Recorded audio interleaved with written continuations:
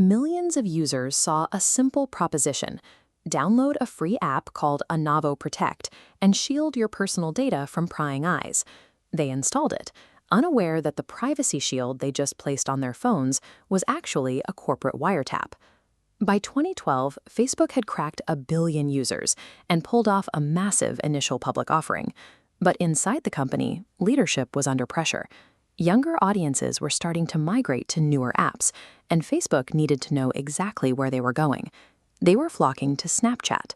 Launched by Stanford friends Evan Spiegel and Robert Murphy, the app let users send messy, impermanent photos that disappeared after a few seconds.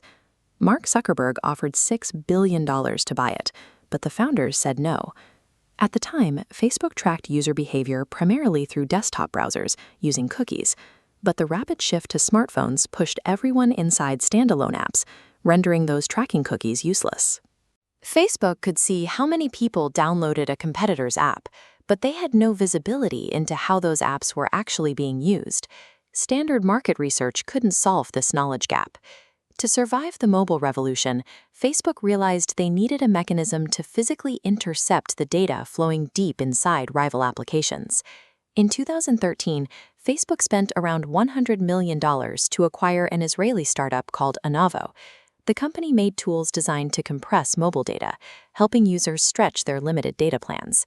To compress that data, Onavo forced users to route all their mobile traffic through its own servers. Once Facebook acquired the company, they were suddenly sitting on a real-time feed showing the engagement levels of their competitors. Looking at that routed traffic, Facebook saw that WhatsApp was dominating mobile messaging in places like Spain and the US. With the threat clearly quantified, Zuckerberg decided to pay $19 billion to bring the platform under Facebook's control. While the Onavo pipeline provided these insights, it wasn't a perfect window. As the industry moved toward modern encryption, the data flowing from Snapchat became unreadable to Facebook servers. Following Edward Snowden's surveillance leaks, online security entered the mainstream. Tech companies aggressively upgraded their standards to protect user data, and Snapchat adopted HTTPS encryption for its network traffic. When an app uses HTTPS, the device and the server don't just connect blindly. They request and verify digital ID certificates from trusted authorities to confirm each other's identity. Once verified, they agree on a secret session key, creating a locked tunnel for their communication. Without that encryption, you are vulnerable to a man-in-the-middle attack. That is when an eavesdropper sits on open network and intercepts the raw data passing between your phone and the internet. To defend against this, the security industry pushed the use of virtual private networks. A VPN builds its own secure tunnel over public connections, making it difficult for hackers to read your traffic. Facebook heavily marketed their Onavo Protect app as a VPN, telling users it would shield them from these exact man-in-the-middle attacks. In reality, they engineered the software to execute one against their biggest rival. In 2016, Zuckerberg demanded a way to bypass Snapchat's encryption. This kicked off an internal initiative effectively called Project Ghostbusters. To crack the encryption, they targeted the core architecture of the smartphone itself. Deep inside every phone is a high-security vault called a trust store. It holds a list of pre-approved root certificates, which act as the judges dictating which digital IDs the phone is allowed to trust. When users installed Onavo Protect, the app promised enhanced privacy. It then prompted them to manually install a custom Facebook root certificate directly into their device's trust store. Now, whenever the Snapchat app tried to send analytics data back to headquarters, Onavo intercepted the request and forced that traffic to route directly into Facebook's own servers, running a program called Squid. Squid then presented a fake digital ID to the user's phone. Because the user had manually installed the Onavo root certificate, the phone accepted the fake ID as legitimate.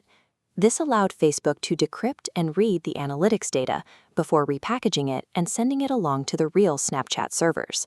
By compromising the foundational trust architecture of the smartphone, Facebook managed to decrypt a rival's secure traffic while leaving the competitor and the user unaware of the breach. The scheme operated under the radar until 2018, when Apple introduced stricter developer policies.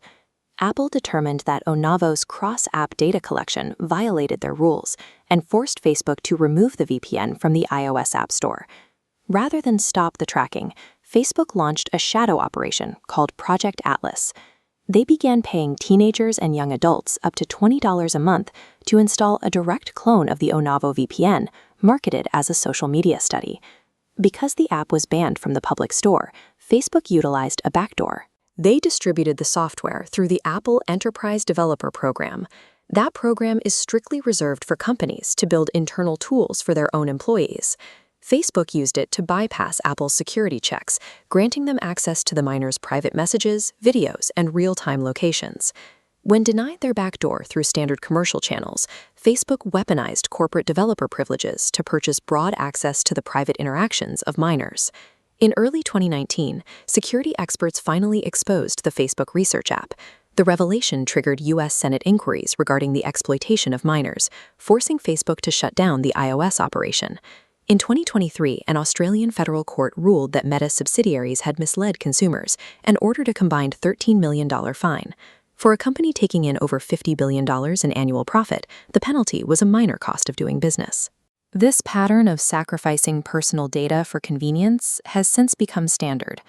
As technology becomes more sophisticated, the trade-off between privacy and minor digital benefits becomes increasingly difficult to avoid. Facebook's true legacy in this scandal was dismantling the societal expectation of privacy. They proved that if a corporation offers a slight convenience, or $20 a month, the public will allow their private interactions to be harvested for profit.